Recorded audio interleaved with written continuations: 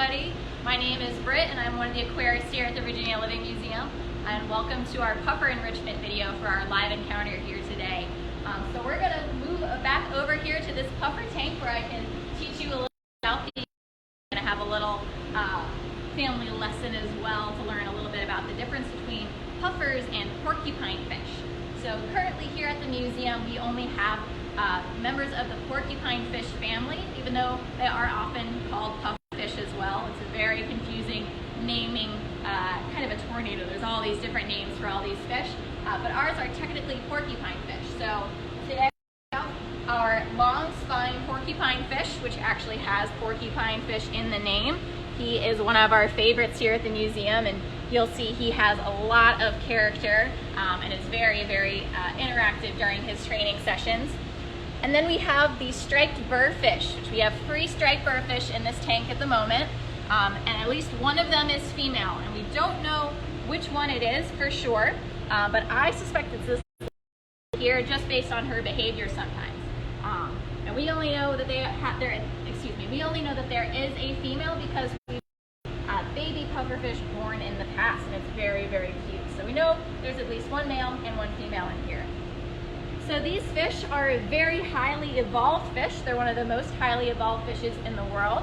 And they have a very, very special ability, which is to puff up and inflate their whole bodies when they feel that they are threatened. So they don't really do it when they're not feeling threatened. When they feel nice and safe, they're this kind of more sleek shape. They're kind of shaped like a potato, which is why I like to sometimes call the porcupine fish sweet potato fish. They can actually inflate their body to at least double the size, and they do that by inhaling either water or air, depending on if they're in the water or out of the water. And if you move over here, you can see a model of a puffer that's blown up. You can barely see it, but you can kind of see that it has a much larger body. I'll show you some pictures of that in just a minute as well. So something you may notice about the porcupine fish versus the burrfish is the type of spines on their back. So you can see the burrfish's little teeny spines are always kind of sticking straight up, but they're very small. And then when they expand, those spines kind of stay the same length. Whereas with the porcupine fish, who of course wants to go out of the frame at the moment, when this kind of fish gets threatened and it puffs up, its spines actually kind of unfold from its body and are angled straight outward. And I will show you a picture of that as well. So if you want to move over here, I can give you a little bit of a lesson on the differences between porcupine fish and puffers. They are all members of the Tetrodontiformes order, but they're split into many, many families. But the 2 families that we get here in Virginia are the Diodontidae family and the Tetrodontidae family. And the ones that we have today, the long spine porcupine fish and the striped burrfish, they are part of that Diodontidae family. And they are in that family because their mouth is made from tooth plates. So this is a kind of a combined tooth. It's all of their teeth on the upper jaw fused together, and then all of their lower teeth fused together as well. So the Diodontidae have that kind of mouth. Whereas the Tetrodontidae, theirs are kind of split into 2 plates on the top and bottom. So dio means 2 and tetra means 4, so you can kind of get an idea of why they might be called that. So the Diodontidae, like I said, are the porcupine fish, which are also sometimes called balloon fish. So there's another name to throw in there for you guys. And they are the 2 that we have, like I said. The Tetrodontidae, which are the puffers, they have a little bit of a different body shape. And if you zoom in a little bit on this picture right here, you can see he doesn't really have any spines that are sticking out on his body. He's actually got very, very small spines that are a little bit more like sandpaper. And when he expands, you can barely see that there's some little teeny spines along the edge here. It's very, very hard to see, but they kind of get more prickly rather than spiny. But because they are inflating their bodies, they are deterring predators almost pretty much just as well as the other puffer fish are as well. And if you zoom back in here, you can actually see, I really love this picture because you can actually see that he has a split in his tooth plate right there. So he's got a little gap tooth. And that's how you can tell that he is part of the Tetrodontidae family. If anyone is wondering why a puffer might expand and how that would prevent a predator from eating them, it is because they become so large that there are very few predators with mouths and throats big enough to eat them at that size. So even if they don't have long, sharp spines that would really hurt to eat, they're still a little bit too big. So the puffers here only really have a few predators, and that is large sharks, some birds if they're juveniles, but not really much else. So we're going to do our training session. We're going to be target training these puffers today. So we'll come on back up here, and then I'm going to climb up this ladder. You'll get to see what it's like to look at their exhibit from above. So since we are starting a little training session with them, I'm going to give them a couple of cues, one of which is to turn their light towards the back. That's one signal to say, hey, we're going to be doing a little training session, so pay attention. Hannah, age 8, would like to know, have you named the fish? Have we named the fish? Kind of. So we have only one long spine porcupine fish in here, which is this one right here.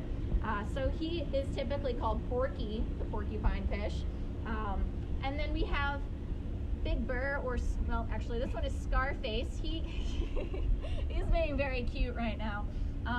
He definitely wants his food, and he is definitely ready to do some training today as well. When he was much younger, he had a little mark on his face, so we started calling him Scarface. And then the two that are kind of hanging out more towards the bottom, one of them is Big Burr, and the other one is just Little Burr, because one is much smaller and the other one is large but doesn't have that scar face. So I'm going to see if I can turn this light a little more for a little bit more light. And so we are going to start. Willow wants to know, how long do they live? How long do they live? That is a really good question that I cannot remember the answer to. So I will look that up after this meeting, and I'll post that down there, because I did know it, but I can't remember it at the moment. It's a very good question. So for their training session today, we're going to be doing target training. And this is their target, and they are already looking at it. One of them might even do a little trick that we didn't teach them, which is to spit. But the goal for this right here is that they will interact with or try to fight or sit in front of this target, this ball right here. And when they do that, I will reward them by giving them a piece of food. So the food is in this little container right here. And they are getting some pieces of shrimp today, as well as some pieces of a fish that I assume is striped bass. It looks a lot like striped bass. And this is something that they could eat in the wild. Typically when they're out in the wild, they are roaming around oyster beds or kind of rocky areas looking for crustaceans and mollusks and hard-bodied organisms. So this shrimp here is something that they would seek out in the wild for sure. The striped bass they would probably also take advantage of if they could, but it would probably be more from a scavenging standpoint. If the striped bass was eaten by something else and there were some pieces falling down, they would pick up those pieces, no problem. Alright, so what I am going to do is I'm going to take this ball and put it in the water.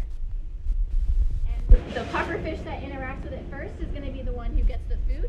And I'm going to move it around the tank and kind of encourage them to go to different areas of the tank to get their reward. So we're going to start back here. There we go. And then I will give him that piece of food. You gotta turn your nose up at it, really. There it is. They don't have the best close eyesight. You can see their eyes are very far spaced apart, which means that up close they don't see things super well. It's a little bit like a hammerhead's eyes. They are on the very ends of their wide heads, so it's a little bit harder for them to see. Do they have toxins in their spine or skin? They do. So in the skin of the pufferfish, they have the tetrodotoxin toxin, I think. I can't pronounce it right. I can't remember the correct pronunciation of it.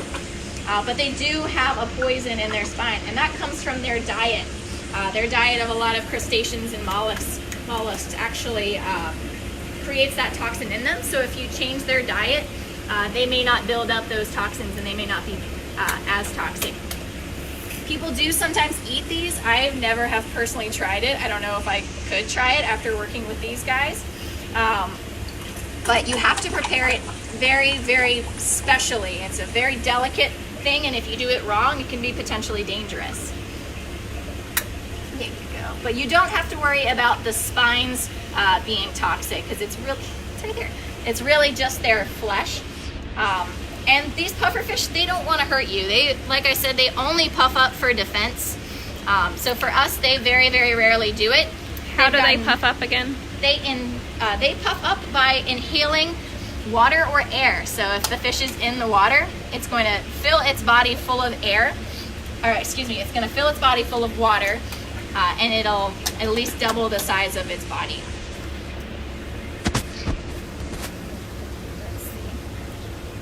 Get him another piece. I'm going to see if I can coax the big bird up here. She may not really be interested in it since she's had a little bit of a rough week. She had some babies earlier this week, and we are currently raising them up in our quarantine area. So she just may not be very interested because she's had a lot of work done today. She's done a lot of work lately. Hayden would like to know how fast they swim. How fast they swim? They don't swim very fast. I don't know the exact speed that they swim, but it's certainly faster than we can swim. But there are a lot of fish that could very easily outrun them. And so that is why they have that defense of being able to puff up, because they can, they might not be able to outrun a predator, but they can kind of deter them just by not being very palpable. Look at that. So while these guys are distracted, I am going to try, excuse me, are you spitting? Yes. So one of the things that this puffer, this porcupine fish here loves to do is if we're not feeding him or her enough, it'll spit at us. And sometimes it has very, very good aim. So I try to make sure that this one's a little bit extra fed just so that he doesn't completely soak our clothing or our faces or our hair. Because he's actually spit at me while I was walking away and hit the back of my head. He's actually got very, very good aim. Abby would like to know how many babies she had. How many babies? Oh my goodness, she had a lot of babies. These puffers can have several hundred babies at one time. So they'll lay their eggs and they'll attach it to a hard surface such as a rock or underneath this little crab pot that we have in here.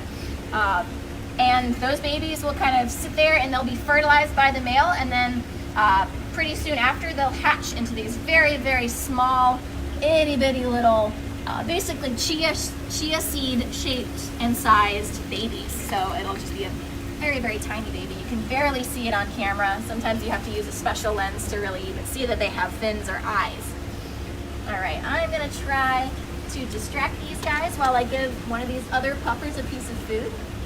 And so this is one of the reasons why we do this training in the first place, is that one of the puffers in here, the smallest one, is not very aggressive. He knows he's the smallest out of everyone else in here. And sometimes he won't get as much food if we just throw food in.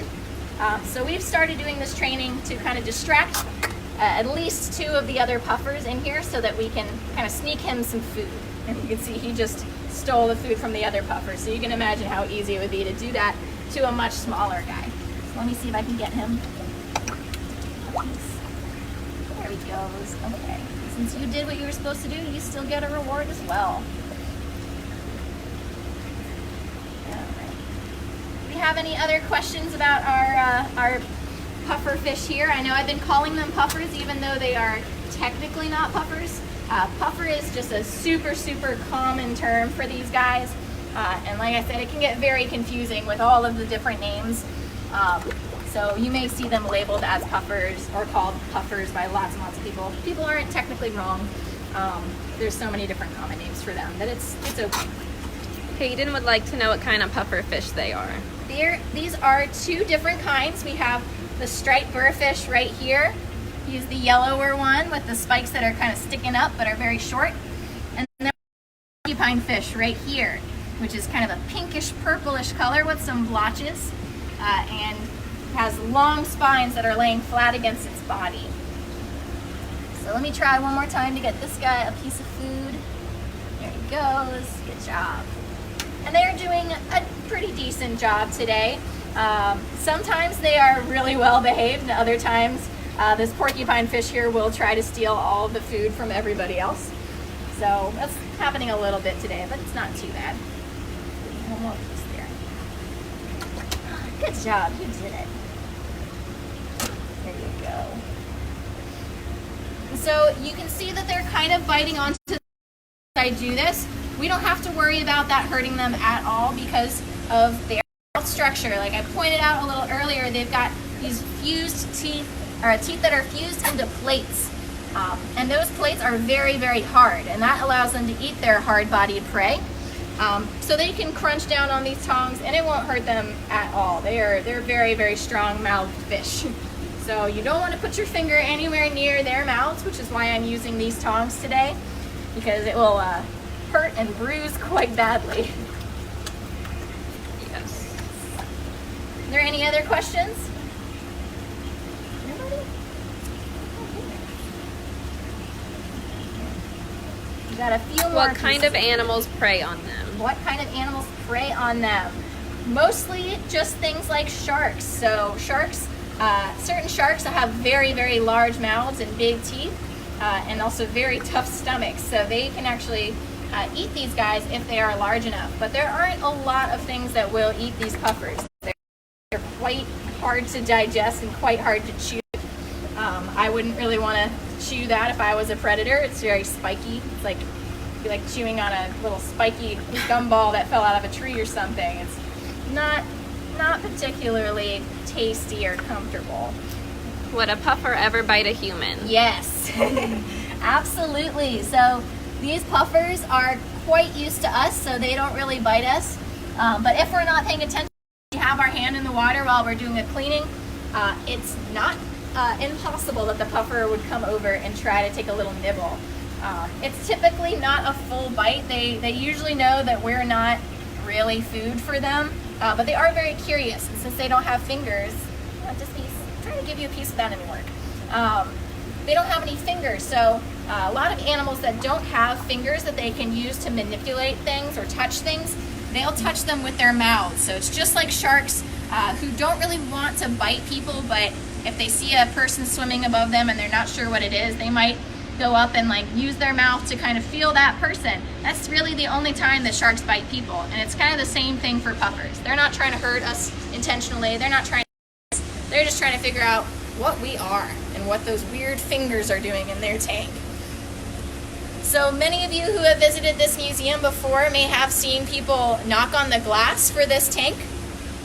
That's something that we really would prefer people not to do. I know it's very tempting to want to startle the fish to make them puff up because it's a very cool thing to see and they look really funny. But they, in particular, they're very used to people. They're not really threatened in this tank, so even if you do bang on the glass, they're not really going to puff up. So I recommend just saving your energy and not doing it.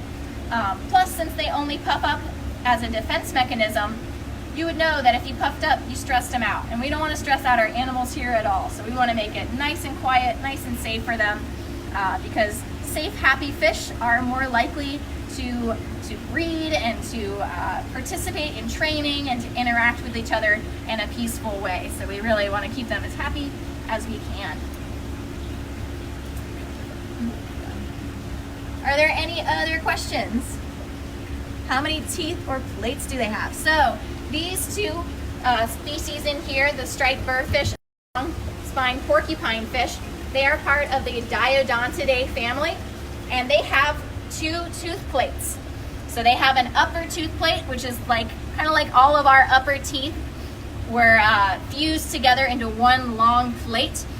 Same with the bottom teeth; they're fused into one long plate as well. So they are they have two tooth plates.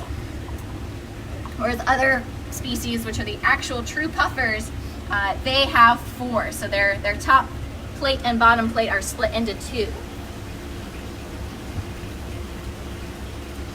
All right, well, if you guys have any last minute questions, please feel free to chime in.